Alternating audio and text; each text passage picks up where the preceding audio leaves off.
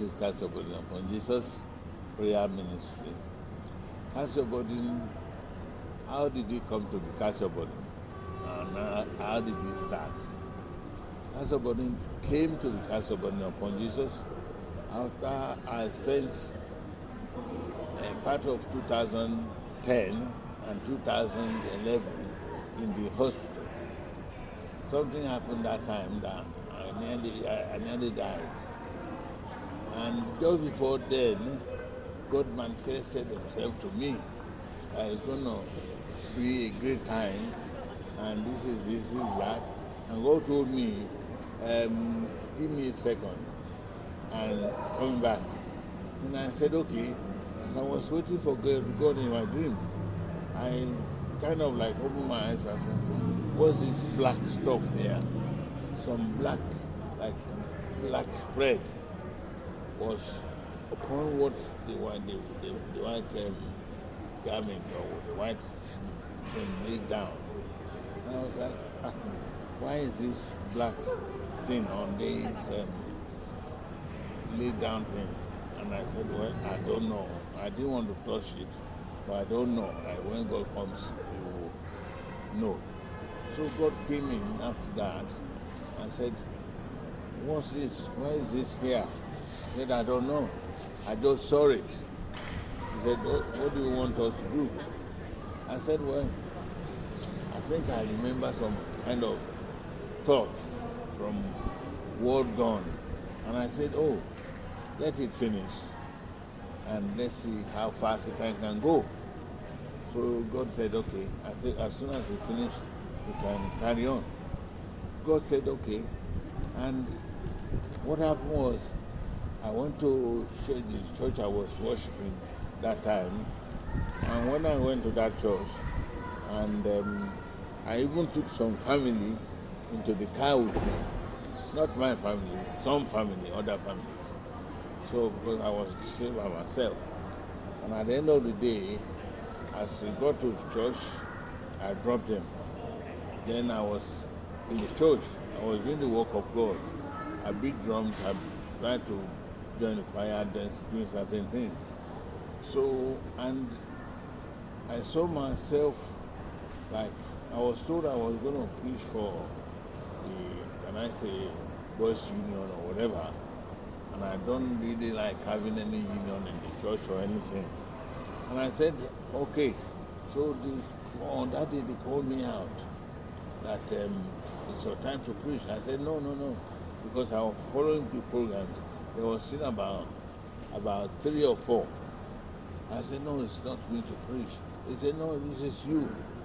I said, like, instead of arguing with them, I said, okay. As I got up to go and preach, I saw some I said I think I see was a yellow light. And I was like, I don't know the meaning of this yellow light, but the spirit of warning me, don't go into it.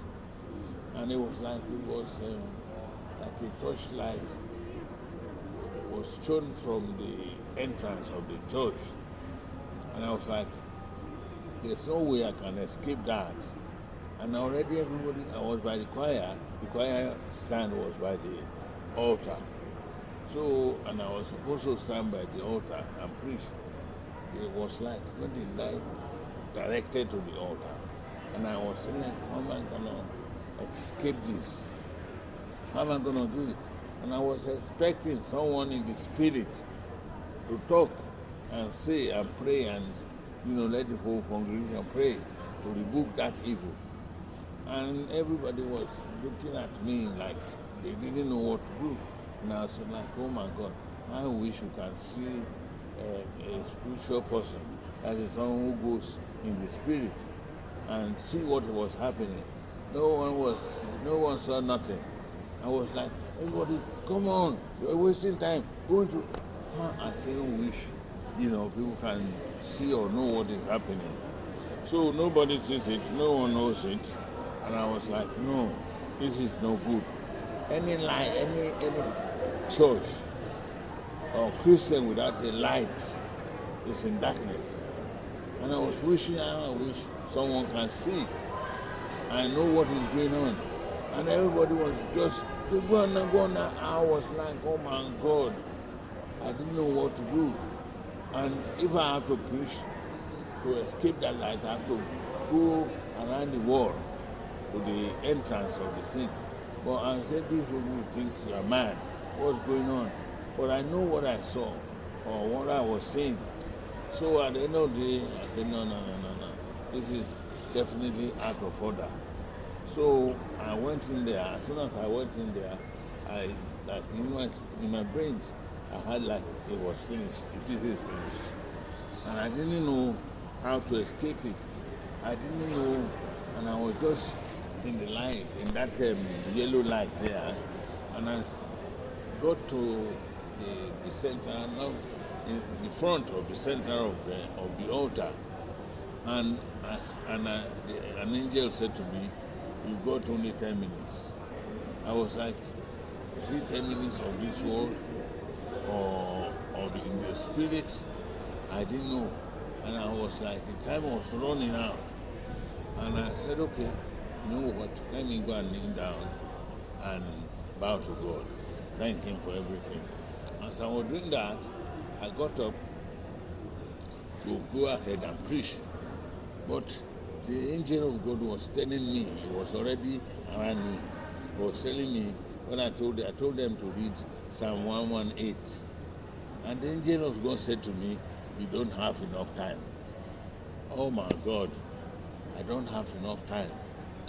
So, and this was December. Okay, December, was it, I think it was 12, December 12. That's the year, 2010. I was like, what am I going to do? He said, well, and I said, well, I must carry on.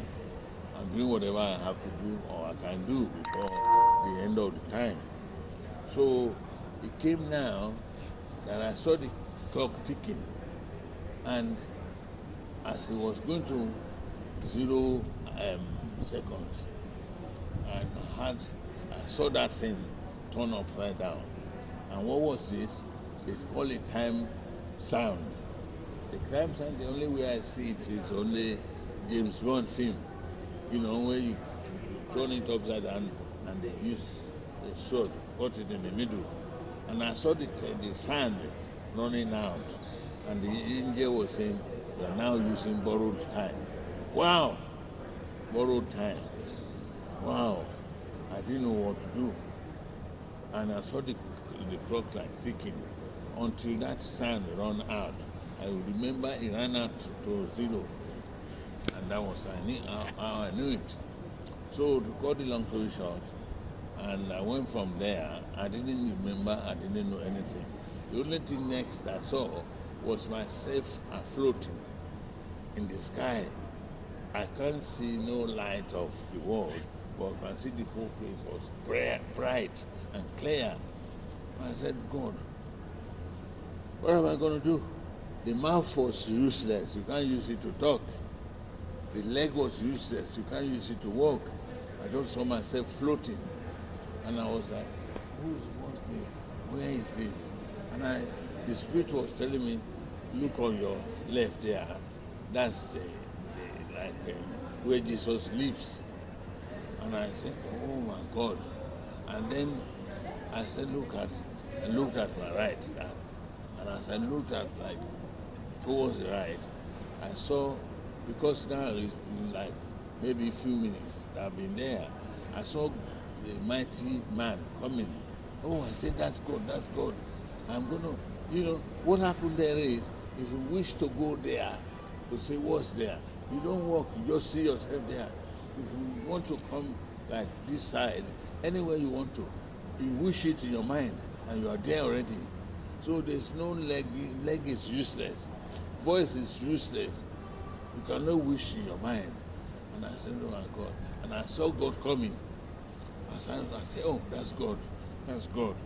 And as God was coming, he came right before where I was standing up there, and he stood. Oh, I said, okay, he's going to ask me questions.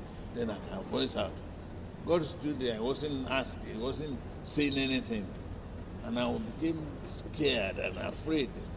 And God isn't saying anything. What's wrong? Am I going to start the conversation? And the next minute, God said, what are you doing here? Huh? I said, oh, that's good. I said, I don't know. I just saw myself here. And he kept quiet. And I didn't know what to say. But I said, because I was afraid of don't know what to say to carry on the conversation. Then I remember in my mind, I said, God, you make some promises for me or to me. How are they going to come to fulfillment? And he said, well, it has to be down there. And I said, oh, okay. I felt good that, oh, so the promise is still alive. I can, still can be done. I was very happy. And God didn't say anything. And I said, oh, is this where the promise is going to be fulfilled? He said, no, you have to go down there.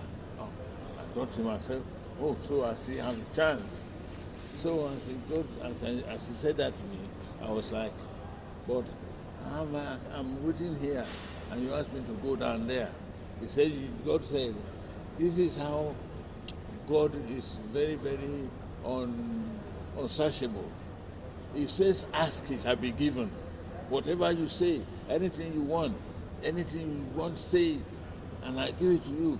And I remember that version of the Bible that says, since morning, you haven't even asked nothing. And I said, this is going to be fulfilled. I said, what am I doing here? He said, you haven't asked me to take you back there. I said, God, please take me back. And I had people from here, from this world. Some of them are crying. Some of them are speaking in tongues. Some of them are just making noise. Oh God, and when I came here, I was trying to open to me in my mind, I was opening my eyes, but my eyes were not staying open. And I could hear the people around here saying, oh, please open your eyes, And I heard some people saying, his leg is cold, his body is cold. No, he's opening his eyes. And I was like, so I tried to open my eyes were not opening. They were not staying open. Because they were opening, but they were not staying open. And I quickly kind of went back there. I said to God, oh, thank God, God is still there. And I said to God, I tried to open my eyes, but they were not staying open. So what do we do? He said, you have not asked me to strengthen them. I was like, oh my God. But it's God Almighty. I was thinking that in my mind. It's God Almighty. He's supposed to know what to do without asking him. And he was like, oh, you have to ask. Anything you want, you ask. And I was like, okay, if that is the case, how do I keep it open? And God said that every organ in our body, there are different tissues. That our body is a component. So it's not just one body as we see. Every organ in our body has their own, tissue, their own spirit. So that's why our fingers can mix. Our eyes can, so you close one, you leave one open, you raise one finger up, you this, whatever part of our body, they all have their own spirit.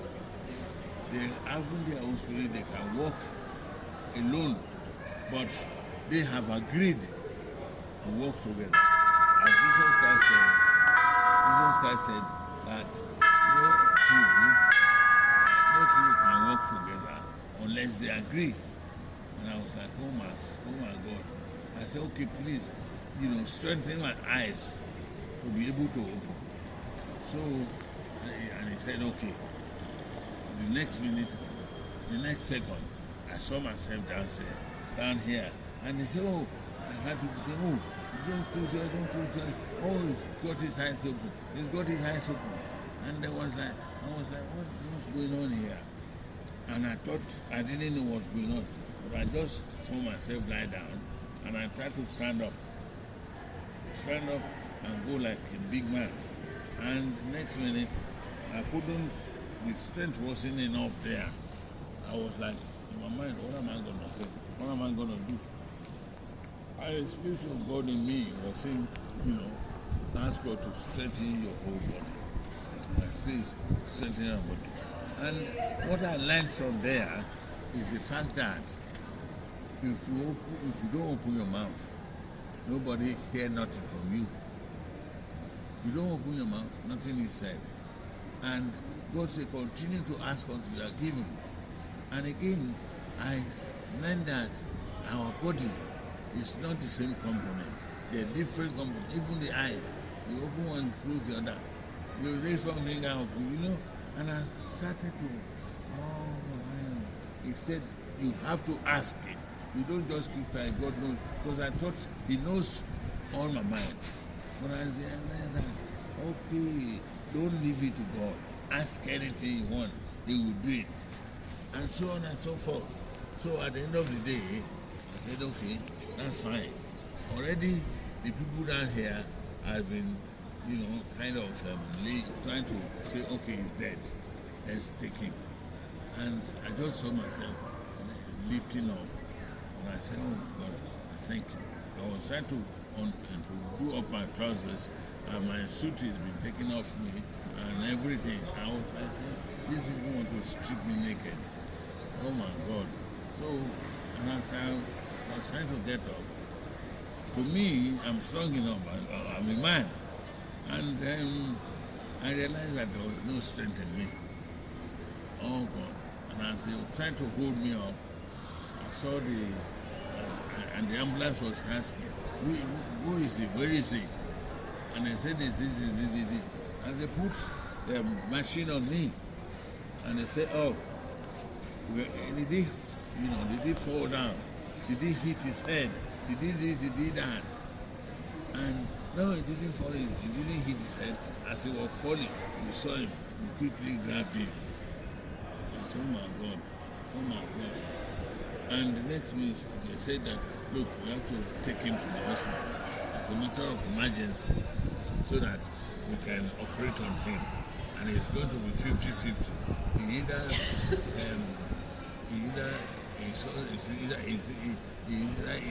he's okay or paralyzed or die. And they said they have no time for waste at all. It's a matter of hurry, emergency. So I saw them take me to the ambulance, and one of them was asking me, what's your name? I told him my name, and he said he was going to ask who's your next of kin? And then I like slumped. Oh, I said, no, I have to take him. So they was asking who would come. And I remember I had the pastor said, come on, everybody in. He's gone. They've taken him. Let us start our service. Wow. And that was all I did.